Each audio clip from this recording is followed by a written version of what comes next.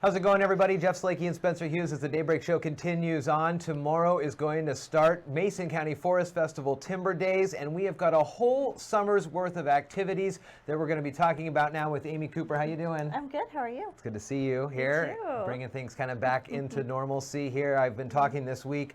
Mark Ziegler was on to talk about cornhole. Leanne was on last week to talk about the beer garden stage at the Evergreen Square Cantina. Some great things happening this weekend.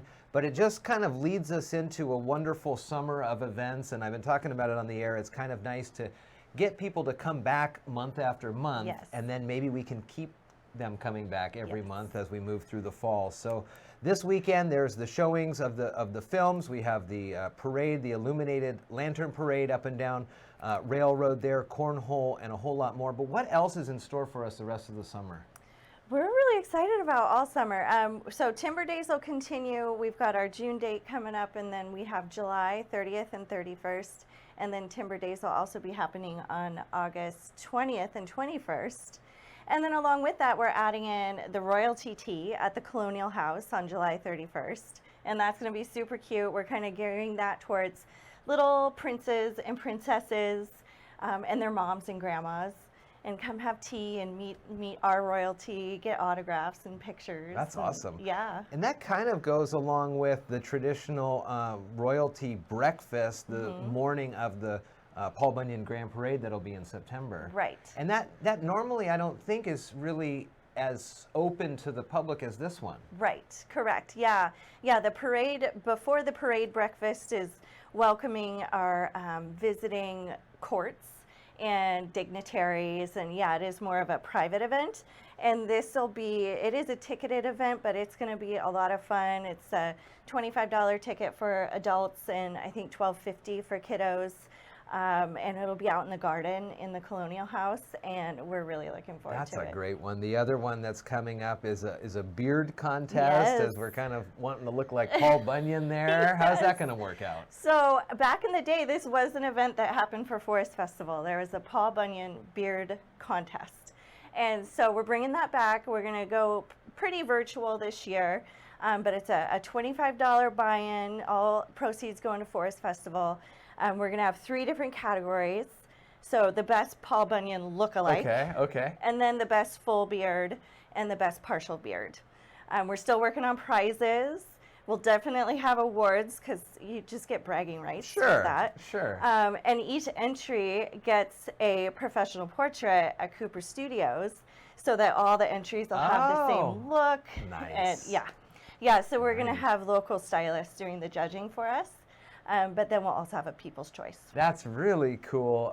Billed as a Christmas in July, too, to kind of harken back and look at Christmastown, USA as we move through the fall here. And then in August, what are we doing? What are the other kind of events here through the summer? Well, it'll be kind of a similar structure. So all the Timber Days are kind of laid out the same. So we'll have music, we'll have cornhole, we'll have the activities in the streets, we'll have some vendors. And then the August theme is going to kind of be set around fire prevention, which is what Forest Festival was created for. Very cool. And then September 18th is going to be the Paul Bunyan Grand Parade. It'll be awesome to have that back coming down Railroad there. And folks are still able to enter, or folks from all around the area are coming in. Hopefully we'll get some great royalty from other parades. Yes. Yeah, it's interesting. All the festivals are kind of pushing things out. So, we have a little bit of overlap with some of the royalty, but we're excited to welcome any of the other royalty that normally come in. It'll be just a little later in the year than we're used to. We are also going to move the Family and Pet Parade to, it's going to be Friday in July. So Friday the 30th, before Timber Days kind of kicks off.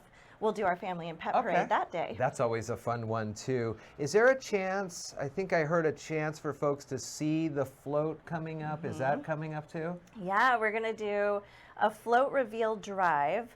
So to kind of kick off Timber Days in June on Friday the 4th, we'll have a little drive escorted by Shelton Police Department around downtown.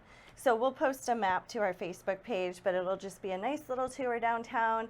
And then we're going to park the float down at Timber Days for a bit so people can check it out. That's And awesome. all the royalty and our float crew have been working really hard with that Families of the Forest theme. It's going to be really cute. There's always the great opportunities to visit the website, MasonCountyForestFestival.org. New look to that website. Make sure you get a new button for this year. The Yes. buttons look great, and the Royalty Court will be out, and it'll be good to see them after a tough season for them last year. Yes. So tomorrow kind of kicks off all the things here with the 3 o'clock showing at Shelton Cinemas for $5 there, and then at 6 o'clock there's the opportunities to go to the Evergreen Square, listen to some music, start working on your lanterns, get a chance to see that float come by. So there's a whole heck of a lot of things to do this weekend and through the summer here in Mason County for Forest Festival. Good to see you, Amy. You too. Thanks.